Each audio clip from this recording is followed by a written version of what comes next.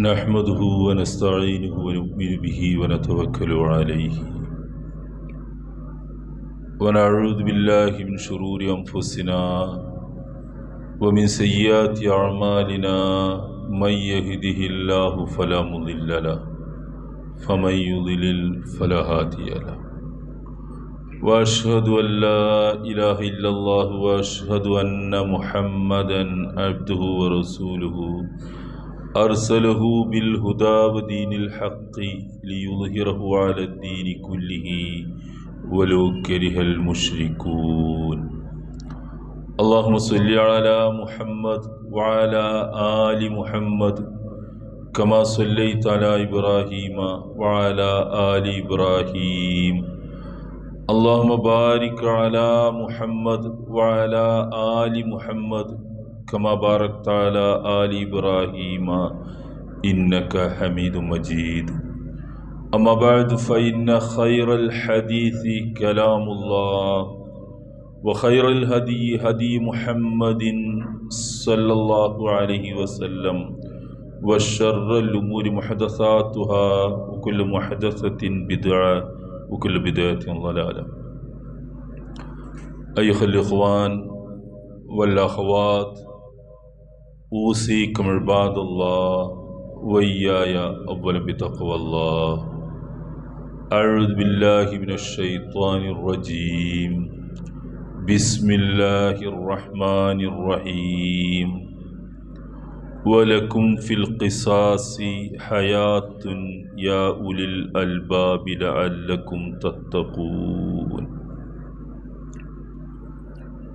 ആദരണീയരായ മുസ്ലിം സഹോദരന്മാരെ സഹോദരിമാരെ, സർവശക്തനായ അള്ളാഹുവിൻ്റെ വിധി വിലക്കുകൾ ജീവിതത്തിലുടനീളം കഴിവിൻപടി സൂക്ഷിച്ച് ജീവിക്കണേ എന്ന് എല്ലാ ഓരോരുത്തരെയും ആമുഖമായി ഉണർത്തുകയാണ്.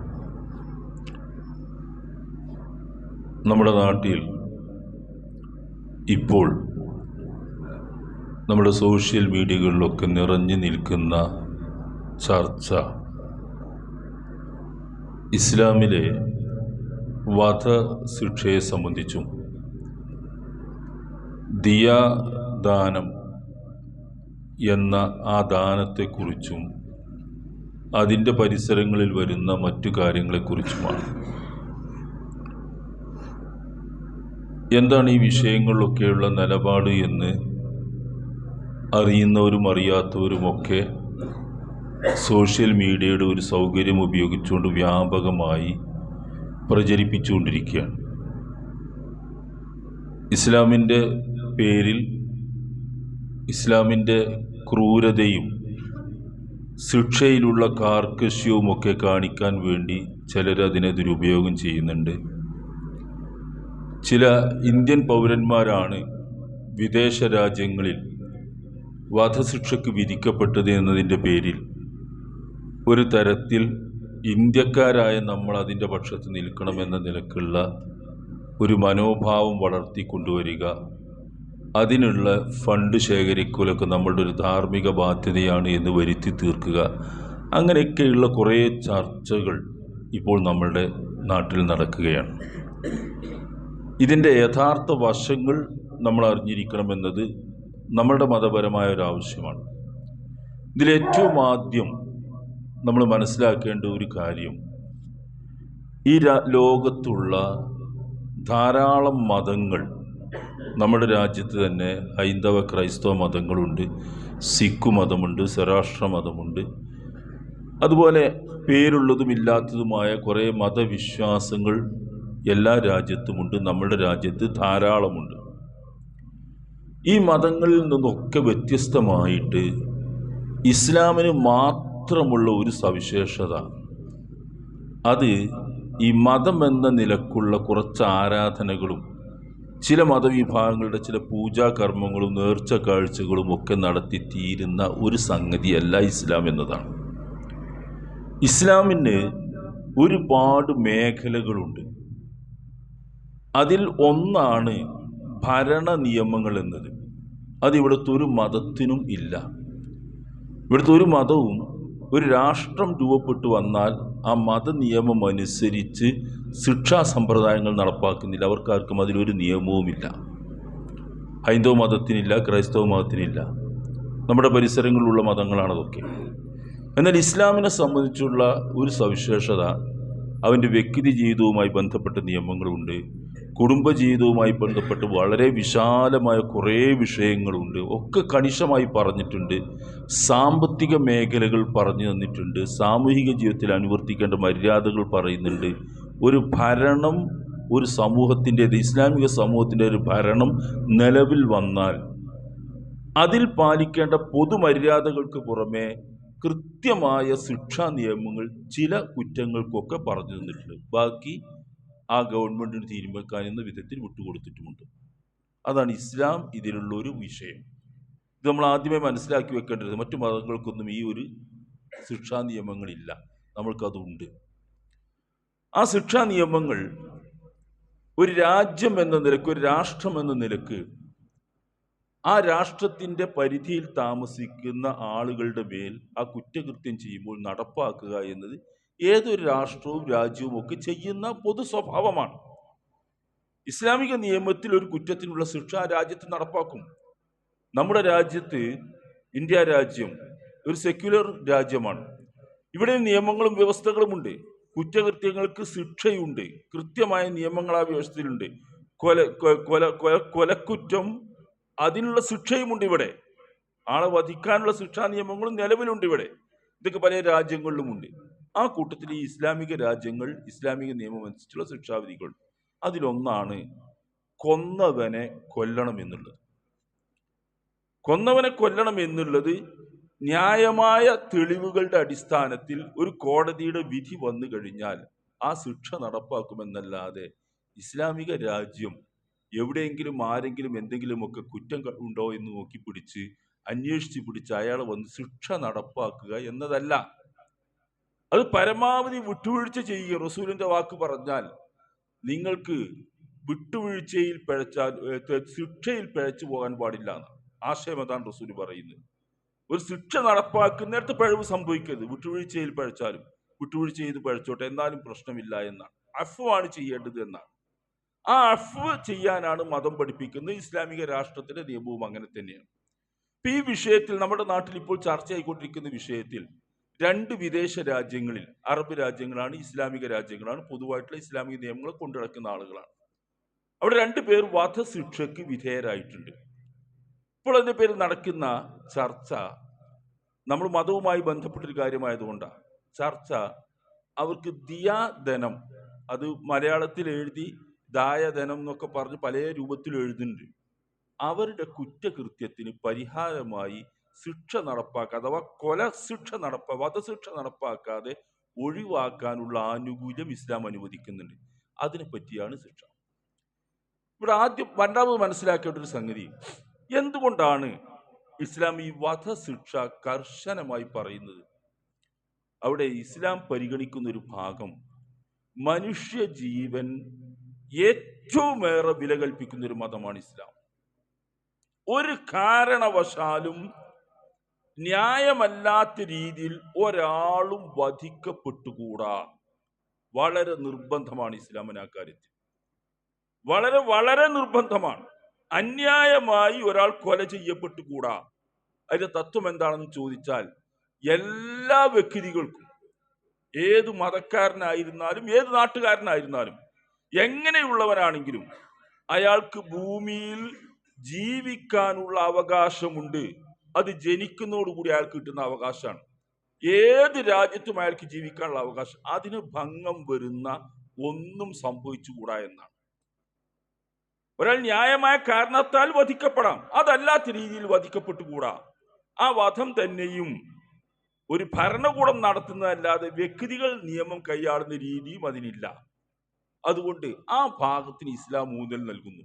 ജീവിക്കാനുള്ള അവകാശം എല്ലാവർക്കുമുള്ള, ഒരാളെയും കൊല ചെയ്തുകൂടാ. ഒരു നിയമത്തിന്റെ രൂപം നോക്കൂ നിങ്ങൾ. അതിലെ പിതാവിനെ മകൻ വധിച്ചു കളഞ്ഞു. സംഭവിക്കാം, നമ്മുടെ നാട്ടിൽ അതൊരു അത്ഭുതമുള്ള കാര്യമൊന്നുമല്ല. ഇസ്ലാമിന്റെ നിയമം അനുസരിച്ച് ആ പിതാവിന്റെ അനന്തര സ്വത്ത് ഈ മകന് ലഭിക്കില്ല.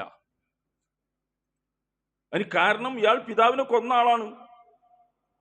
ആ ആനുകൂല്യം അയാൾക്ക് നഷ്ടപ്പെട്ട അതോടുകൂടി ഇസ്ലാമിക നിയമം അനുസരിച്ച് ഘാതകന് കൊലയാളിക്ക് അനന്തര സ്വത്ത് ലഭിക്കില്ല. പിതാവിന്റെ ആരുടേതൊക്കെ സ്വത്ത് അയാൾക്ക് ലഭിക്കാണ്ടോ?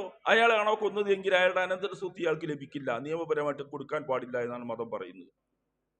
കാരണങ്ങൾ ഒരുപാട് വിശദീകരിക്കേണ്ടതാണ്. സ്വത്ത് കിട്ടാൻ വേണ്ടി തന്നെ കൊല്ലാം, നേരത്തെ കിട്ടാൻ വേണ്ടി, ഇതൊക്കെ സംഭവിക്കാം. അപ്പൊ അങ്ങനെ കൊന്ന ഒരാൾക്ക് അയാൾക്ക് അനന്തര സ്വത്ത് ലഭിക്കില്ല എന്ന് പറയുമ്പോൾ അതിന്റെ ഗൗരവം എത്രയാണെന്ന് ആലോചിച്ച് നോക്കൂ നിങ്ങൾ. ഒരാളും കൊല്ലപ്പെട്ടുകൂടാ. വിശുദ്ധ ഖുർആന്റെ ഒരു പ്രയോഗം, അന്നഹു മൻ ഖതല നഫ്സൻ ബിഗൈരി നഫ്സിൻ ഔ ഫസാദിൻ ഫിൽ അർളി കഅന്നമാ ഖതലൻ നാസ ജമിഅ. ന്യായമൊന്നും കൂടാതെ ഒരാൾ കൊന്നു കളഞ്ഞാൽ, ഒരാൾ വധിച്ചു കളഞ്ഞാൽ, കഅന്നമാ ഖതലൻ നാസ ജമിഅ, മുഴുവൻ മനുഷ്യന്മാരെയും കൊന്നതിന് തുല്യമാണ്. നോക്കുന്ന ആലോചിച്ച് നോക്കുക പ്രയോഗം. ഒരു മനുഷ്യനെ കൊന്നാൽ, ന്യായമില്ലാതെ ഒരു മനുഷ്യനെ കൊന്നാൽ അയാൾ മുഴുവൻ മനുഷ്യരെയും കൊന്നതിന് തുല്യമാണ്. വമൻ അഹ്യാഹ, ആർക്കെങ്കിലും ജീവിക്കാനുള്ള അവകാശം നേടിക്കൊടുത്താൽ മുഴുവൻ മനുഷ്യരെയും ജീവിപ്പിച്ചതുപോലെയാണ്. അങ്ങനെ ഒരു മതമാണ് ഇസ്ലാം. ഒരു ക്രൂരതയുമില്ല, ഒരു പാരുഷ്യവുമില്ല, ഒരു കാർക്കശ്യവുമില്ല. മനുഷ്യന് ജീവിക്കാനുള്ള അവകാശം വകവെച്ച് കിട്ടേണ്ടതുണ്ട്. എല്ലാവർക്കും ആ അവകാശം ഇസ്ലാം അംഗീകരിക്കുന്നു. ഒരുപാട് നിയമങ്ങളിലൂടെ അത് കൊന്നു. ആരും ആത്മഹത്യ പോലും ഹറാമാണ് ഇസ്ലാമിൽ. ആത്മഹത്യ സ്വന്തത്തിൽ കൊല്ലലാണ്. റസൂൽ പറഞ്ഞത് അങ്ങനെയാണെങ്കിൽ ആത്മഹത്യ ചെയ്താൽ അയാൾക്ക് സ്വർഗം നിഷിദ്ധമാണ്. നരകത്തിൽ അയാൾ എങ്ങനെയാണോ അയാൾ ആത്മഹത്യക്ക് ശ്രമം നടത്തി ആത്മഹത്യ നടത്തിയത് ആ കൃത്യം ആവർത്തിച്ചുകൊണ്ടേയിരിക്കുമെന്നാണ് റസൂൽ പറഞ്ഞത്. മലമുകളിൽ നിന്ന് ചാടിയിട്ടാണെങ്കിൽ അത് നരകത്തിൽ ആവർത്തിച്ചു കൊണ്ടേയിരിക്കും. ആയുധം ഉപയോഗിച്ച് വയറ് കീറിയോ കുത്തിയോ നശിച്ചതാണെങ്കിൽ അത് ആവർത്തിച്ചു കൊണ്ടേയിരിക്കുമെന്നാണ്. സ്വന്തത്തെ പോലും വധിച്ചു കളയാൻ ഒരാൾക്ക് അവകാശമില്ല. എന്നിട്ടല്ലേ മറ്റൊരാൾ കൊല്ലുന്നത്? അതിനൊന്നും ആർക്കും ഒരു അവകാശമില്ല. അത്ര കണിശമാണ്, കർശനമാണ് ആ നിയമം. ജീവിക്കാനുള്ള അവകാശം റസൂലിന്റെ അവസാനത്തെ പ്രസംഗത്തിൽ പോലും ആ കാര്യം പറഞ്ഞിട്ടുണ്ട്. ആരെയും വധിക്കാൻ പാടില്ല. എല്ലാവരുടെയും ജീവൻ ഈ നാട് പോലെ, മക്ക രാജ്യം പോലെ, ഹറമ് പോലെ, മിന പോലെ, ഈ മാസം പോലെ പവിത്രമാണ് എന്ന് റസൂല് പറഞ്ഞത് മനുഷ്യ ജീവന്റെ വിലയാണ്. അതുകൊണ്ടാണ് അങ്ങനെ ഒരാൾ ഹനിച്ചു കളഞ്ഞാൽ, ആരെങ്കിലും അനാവശ്യമായി കൊന്നു കളഞ്ഞാൽ, ന്യായമില്ലാതെ കൊന്നാൽ അയാളെ കൊല്ലണം, തിരിച്ചു കൊല്ലണം. വിശുദ്ധ ഖുർആന്റെ വാക്ക്, വലക്കും ഫിൽ ഖിസാസി ഹയാത്തുൻ യാ ഉലിൽ അൽബാബ്. ബുദ്ധിയുള്ളവരെ, അങ്ങനെയാണ് പറയുന്നത്, ബുദ്ധിയുള്ളവരെ, ഈ ശിക്ഷാ നടപടി പ്രാവർത്തികമാക്കുന്നതിൽ, നടപ്പാക്കുന്നതിൽ നിങ്ങൾക്ക് ജീവിതമുണ്ട് എന്നാണ് ഖുർആൻ പറയുന്നത്. മരണമുണ്ട് എന്നല്ല, ജീവിതമുണ്ട്. എന്താ ശിക്ഷാ നടപടി കൃത്യമായി നടപ്പാക്കിയുള്ള ജീവിതം? ബാക്കിയുള്ളവർക്കൊക്കെ സമാധാനമായിട്ട് ജീവിക്കാം ആ നാട്ടിൽ.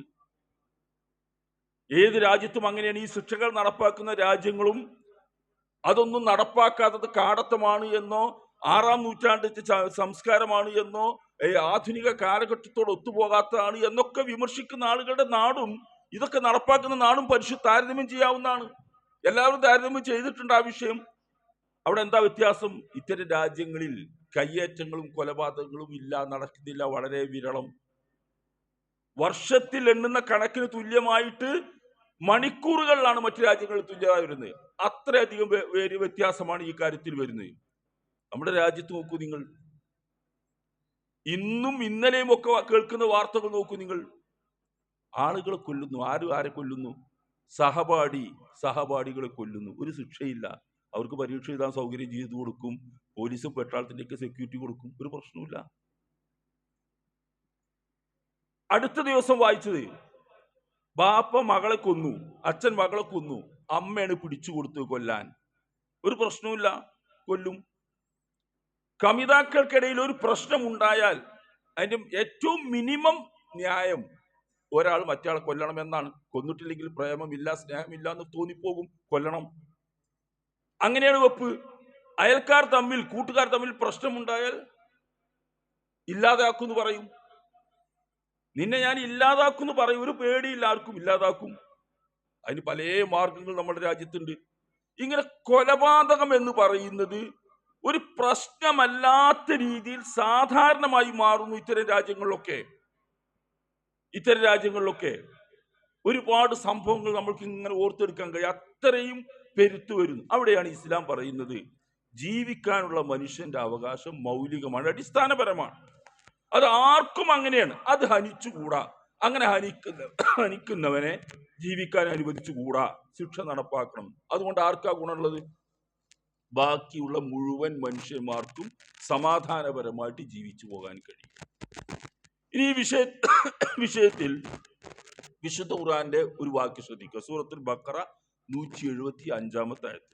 യാ അയ്യുഹല്ലദീന ആമനു, സത്യവിശ്വാസികളെ, കുതിബ അലൈക്കുമുൽ ഖിസാസു ഫിൽ ഖത്ല, ആ വാക്യത്തിന്റെ ഒന്നാമത്തെ ഭാഗം, ഈ കൊല ചെയ്യപ്പെട്ട കേസിൽ നിങ്ങൾക്ക് പ്രതിക്രിയ നടപടി വിധിച്ചിട്ടുണ്ട്. ഈ ഒരു കുറ്റം നടന്നാൽ അതിന് പ്രതിക്രിയ നടപ്പാക്കേണ്ടതുണ്ട്. ഒന്നാമത്തെ ഭാഗം അതാണ് ആയത്ത്. രണ്ടാമത്തത് അൽ ഹുർറു ബിൽ ഹുരി വൽ അബ്ദു ബിൽ അബ്ദി വൽ ഉൻസാ ബിൽ ഉൻസാ. ജാഹിലിയ കാലത്ത് ഇസ്ലാമിന് മുമ്പുണ്ടായിരുന്ന ഒരു സംസ്കാരത്തെ വിമർശിക്കുകയാണത്. എന്ന് പറഞ്ഞാൽ കൊന്നത് ആരാണോ അവനെയാണ് ശിക്ഷ നടപ്പാക്കി കൊല്ലേണ്ടത്. ആരാണോ കൊലയാളി അയാളെയാണ്. ജാഹിലിയ കാലത്ത് റസൂൽ വരുന്ന കാലത്ത് അവിടെ ഉണ്ടായിരുന്ന ഒരു വ്യത്യാസം, കൊന്ന ആളുടെ യോഗ്യതയ്ക്ക് അനുസരിച്ച് ആളെ മാറ്റും. യജമാനൻ കൊന്നാൽ അടിമയെ കൊല്ലും പകരം, സ്ത്രീ കൊന്നാൽ ഭാര്യ കൊന്നാൽ ഭർത്താവിനെ കൊല്ലും പകരം. അങ്ങനെ ആളുകളുടെ സൗകര്യത്തിനനുസരിച്ച് സ്വതന്ത്രനെയും അടിമയെയും ഒക്കെ മാറ്റി മാറ്റി അവർ കൈകാര്യം ചെയ്യുമായിരുന്നു. ഇവിടെ അങ്ങനെയല്ല ഖുർആൻ പറയുന്നത്. ആരാണോ കുറ്റവാളി അയാൾ ശിക്ഷക്ക് അർഹനാണ്. അത് ഏത് സ്ഥാനത്തുള്ളവനാണെങ്കിലും. ഖലീഫമാരൊക്കെ ചരിത്രത്തിൽ എത്രയോ നമുക്ക് സംഭവങ്ങൾ കാണാം. അയാളുടെ പദവി നോക്കില്ല, അയാൾ കൊലയാളിയാണ്, അയാൾക്ക് ജീവിക്കാൻ അർഹതയില്ല, അയാൾ ശിക്ഷയ്ക്ക് വിധനം.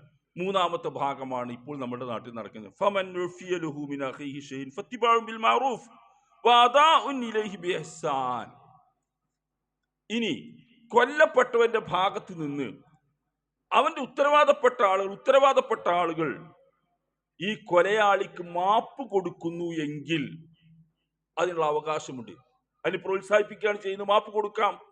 പക്ഷെ അങ്ങനെ കൊടുക്കുന്ന സന്ദർഭത്തിൽ ഫത്തിബഉൻ ബിൽ മഅറൂഫ്, മര്യാദ അനുസരിച്ച് അയാൾക്ക് എന്തെങ്കിലും കൊടുക്കണം. അതാണ് ഈ ദിയാദാനം എന്ന് പറയുന്നത്. ദയാദാനമല്ല, അത് മലയാളത്തിൽ ആരും അറിയാതെ അറബി വാക്കാണ് ദിയാദാനം എന്ന് പറയുന്നത്. അത് അയാൾക്ക് കൊടുക്കണം. വഅദാഉൻ ഇലൈഹി ബിഇഹ്സാൻ, അയാൾക്ക് നന്മകൾ ചെയ്യണം.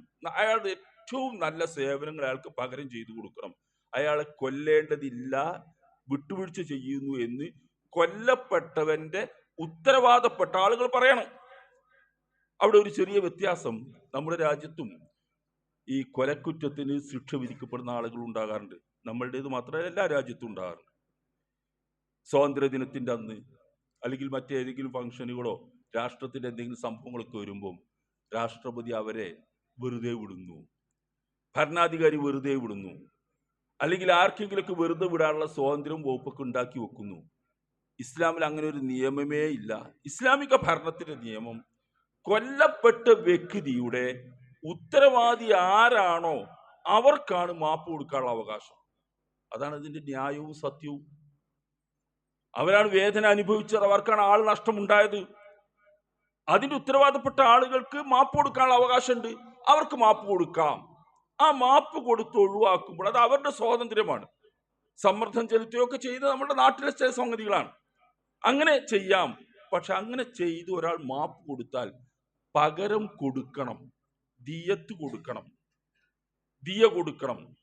അത് അയാളോട് ചെയ്യേണ്ട ഏറ്റവും നല്ല മാന്യതയാണ്. കാരണം അയാൾക്കൊരാൾ കുടുംബം സംരക്ഷിക്കുന്ന കുടുംബനാഥൻ നഷ്ടപ്പെട്ടു കഴിഞ്ഞാൽ ഉണ്ടാകുന്ന നഷ്ടമുണ്ട്.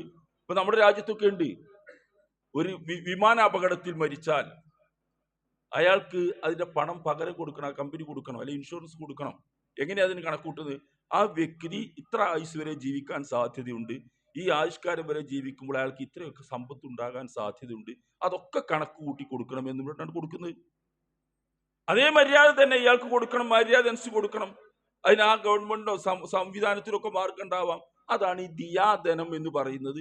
അത് കൊടുത്തു ഒഴിവാകാം, അത് ആവശ്യമാണെങ്കിൽ ചെയ്യാം. അത് തീരുമാനമെടുക്കേണ്ടത് കൊല്ലപ്പെട്ട ആളുടെ കുടുംബമാണ്, അടുത്ത ബന്ധുക്കളാണ്. ദാലിക തഖ്ഫീഫും മിർ റബ്ബിക്കും വറഹ്മത്തുഹു. അടുത്ത ഭാഗം ആയത്തിന്റെ, ഇത് അള്ളാഹുവിന്റെ ഭാഗത്തു നിന്നുള്ള ഒരു കാരുണ്യവും ലഘൂകരണവുമാണ്. നിങ്ങൾക്ക് എന്നാലും ഇങ്ങനെയൊക്കെ കൊല്ലണമെന്നല്ല, നിയമം അതാണ്. പക്ഷെ ഇങ്ങനെയൊക്കെ ലഘൂകരണമുണ്ട്, ആനുകൂല്യമുണ്ട്, നിങ്ങൾക്ക് സ്വീകരിക്കാം. അത് ആരാണ് തീരുമാനിക്കേണ്ടത്? കൊല്ലപ്പെട്ട ആളുടെ ബന്ധുക്കളാണ്, ഉത്തരവാദപ്പെട്ട ആളുകളാണ്. പക്ഷെ ഇങ്ങനെ ആനുകൂല്യം ഉപയോഗിക്കും. ആ ദിയാധനം കൊടുത്തു ഒഴിവാകാം. അവസാനം പറയുന്നത്, ഇങ്ങനെയൊക്കെ സംഭവിച്ച ഒരാളെ ദിയാദനൊക്കെ വാങ്ങി സ്വതന്ത്രമാക്കി വിട്ടതിന് ശേഷം പിന്നെ ബാക്കിയുള്ള ആളുകൾ അയാളെ നേരെ അതിക്രമം കാണിക്കാൻ പാടില്ല, തിരിച്ചിങ്ങോട്ടും പാടില്ല. ഒരു അതിക്രമം, അത് ആ പ്രശ്നം അതോടുകൂടി തീരണം. ആ സൗഹൃദ ബന്ധത്തിൽ പിന്നീട് പോകണമെന്നാണ്. ഇത് ഇസ്ലാമിന്റെ ഒരു നിയമമാണ്.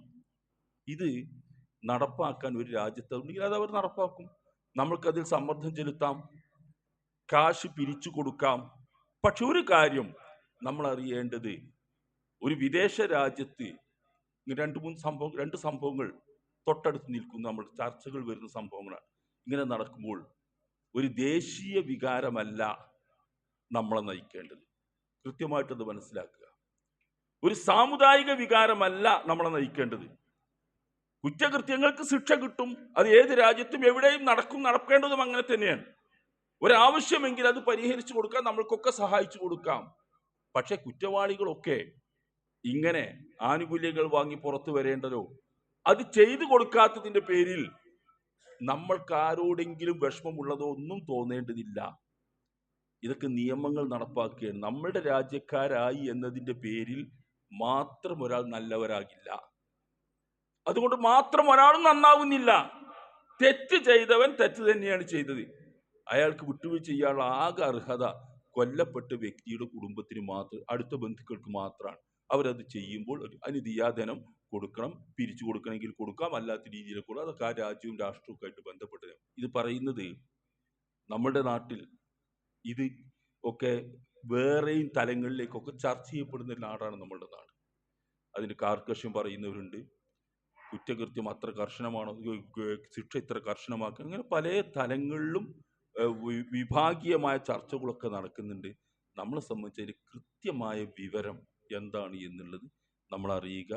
ഇസ്ലാമിൻ്റെ നിയമം അങ്ങനെ തന്നെയാണ്. ഒരു മനുഷ്യന് ജീവിക്കാനുള്ള അവകാശമുണ്ട്.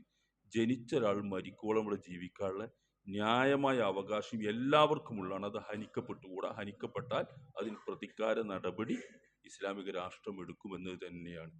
ആ വിഷയങ്ങളൊക്കെ സൂക്ഷ്മമായിട്ട് അറിയുക. അള്ളാഹു അനുഗ്രഹിക്കും.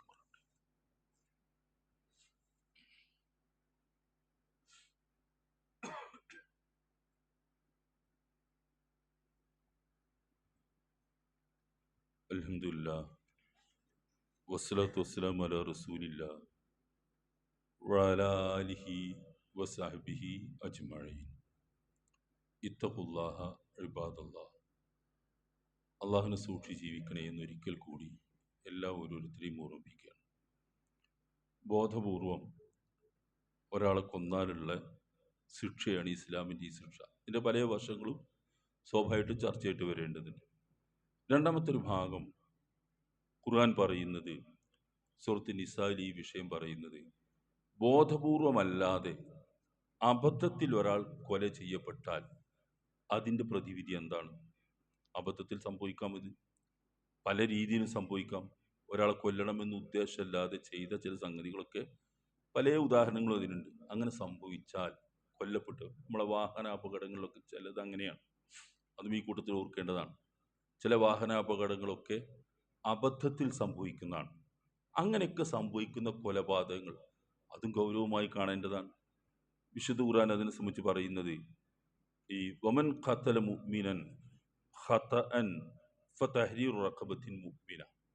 ഒരു വിശ്വാസിയെയാണ് അങ്ങനെ അബദ്ധത്തിൽ ആരെങ്കിലും കൊല്ലുന്നത് എങ്കിൽ, അങ്ങനെ കൊല്ലപ്പെട്ടു, സംഗതിവശാൽ സംഭവിച്ചു, ഒന്ന് അയാൾ ചെയ്യേണ്ടത് ഒരു മുഅ്മിനത്തായ വിശ്വാസിനിയായ ഒരു അടിമ സ്ത്രീയെ മോചിപ്പിക്കണം.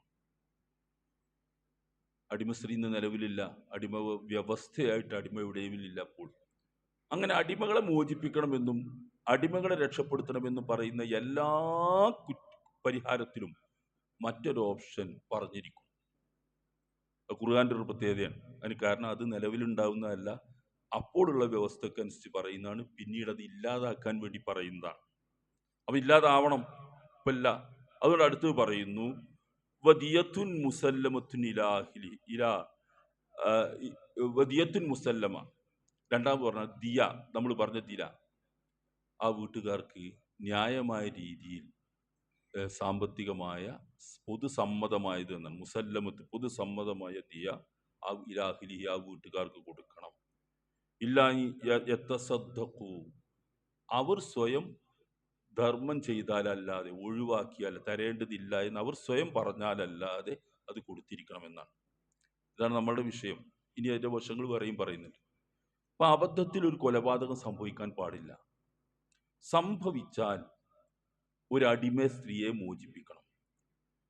അതില്ലെങ്കിൽ ആ കൊല്ലപ്പെട്ട വ്യക്തിക്ക് സമാനമായിട്ട് ഒരു ദിയ, പ്രായശ്ചിത്തം, സാമ്പത്തികം, ഈ ബ്ലഡ് മണി എന്ന് പറയുന്ന ഇംഗ്ലീഷ് വാക്ക് കൃത്യമായിട്ട് അതിൻ്റെ ഒരു പരിഭാഷയല്ല. ഒരു ചോരക്ക് പകരമുള്ള സമ്പത്തല്ല അത്. ഒരാൾ നഷ്ടപ്പെട്ടതിന് പകരം അയാൾക്ക് സമാധാനത്തിന് വേണ്ടി കൊടുക്കുന്ന ഒരു സംഗതിയാണ്. അങ്ങനെയുള്ള ഒന്ന് ധർമ്മം ചെയ്യണം, കൊടുക്കണം. ഇല്ലെങ്കിൽ അവർ സ്വയം ഒഴിവാക്കി തന്നാലല്ലാതെ എന്ന് പറയുന്നു. ഇനി ഇതിലെ മറ്റൊരു ഭാഗം പറയുന്നത്, നമ്മൾക്കിടയിൽ മുസ്ലിമിന്റെ കഥയാണ്. മുസ്ലിം എന്നല്ലാത്ത പൊതുസമൂഹത്തിന്റെ കാര്യം വിശുദ്ധ ഖുർആൻ പറയുന്നത്, അവിടെയും ഫദിയത്തുൻ മുസല്ലമത്തുൻ ഇലാഹിലിഹി, ആ വീട്ടുകാർക്ക് പൊതുസമ്മതമായ ഒരു ദിയ കൊടുക്കണം. വ തഹ്രീർ റഖബത്തിൻ മൂമിന, ഒരു വിശ്വാസിനിയായ അടിമ സ്ത്രീയെ മോചിപ്പിക്കണം. മോചിപ്പിക്കാൻ വേണ്ടിയുള്ള ഓരോ പഴുതുകളാണ്. ഏത് അവസരത്തിലും സ്ത്രീയെ മോചിപ്പിക്കണം എന്ന് ഖുർആൻ പറയും.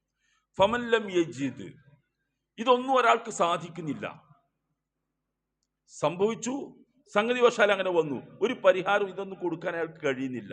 അതിനുള്ള പരിഹാരം പിന്നീട് പറയുന്നത് ഫസിയാമു ഷഹ്റൈൻ മുതതാബിഈൻ, തുടർച്ചയായി 2 മാസം അയാൾ നോമ്പെടുക്കണം. തുടർച്ചയായിട്ട് 2 മാസം അയാൾ നോമ്പെടുക്കണം, ഇടക്ക് നഷ്ടപ്പെടാത്ത വിധം നോമ്പെടുക്കണം. തൗബത മിനല്ലാഹി, ഇത് അള്ളാഹുവിന്റെ ഭാഗത്തു നിന്നുള്ള ഒരു തൗബയാണ്, പശ്ചാത്താപത്തിനുള്ള വഴിയാണ്. വക്കാന അല്ലാഹു അലീമൻ ഹക്കീമ, അള്ളാഹു കാര്യങ്ങളൊക്കെ കൃത്യമായിട്ട് അറിയുന്നവനാണ്. അതുകൊണ്ടാണ് ഈ പറയുന്നത്, നല്ല യുക്തി ദീക്ഷയുള്ളവനാണ് അള്ളാഹു. അതുകൊണ്ടാണ് ഈ കാര്യങ്ങൾ ഇങ്ങനെയൊക്കെ വേണമെന്ന് പറയുന്നത്. അപ്പോൾ ഒരാളുടെ ജീവന്റെ വില നോക്കൂ നിങ്ങൾ. അബദ്ധത്തിൽ സംഭവിച്ചാൽ പോലും അങ്ങനെയാണ്. അബദ്ധത്തിൽ പല ആൾക്കാർ കൈകൾ നടക്കും. അടുത്തൊരു സംഭവം നടന്നത്, ബാപ്പയും ഉമ്മയും അവരുടെ പിഞ്ചു കുഞ്ഞ്, ചെറിയ കുട്ടി, അതിനെ താലോലിച്ച് കളിപ്പിക്കുകയാണ് അവര്. ഉമ്മ ബാപ്പയും തമ്മിൽ കയ്യിൽ നിന്ന് അങ്ങോട്ടും ഇങ്ങോട്ടും ഇട്ട് കളിക്കുകയാണ്. കുട്ടി താഴെ വീണ് മരിച്ചു. നിങ്ങൾ ആലോചിച്ച് നോക്കൂ. ഒരു അടിമ സ്ത്രീയെ മോചിപ്പിക്കല്ല, ഇല്ലെങ്കിൽ ഈ നോമ്പെടുക്കണം അവര്. അബദ്ധത്തിലുള്ള കൊലപാതകമാണ്, അല്ല മരണമാണ്, കൊന്നു എന്ന് പറയാൻ കഴിയാത്ത വിധം സംഭവിച്ചതാണ്. അങ്ങനെയൊക്കെ സംഭവിക്കുന്നതിന് 2 മാസം തുടർച്ചയായിട്ട് നോമ്പെടുക്കണമെന്ന്, അതാണ് നമുക്ക് പരിഹാരം.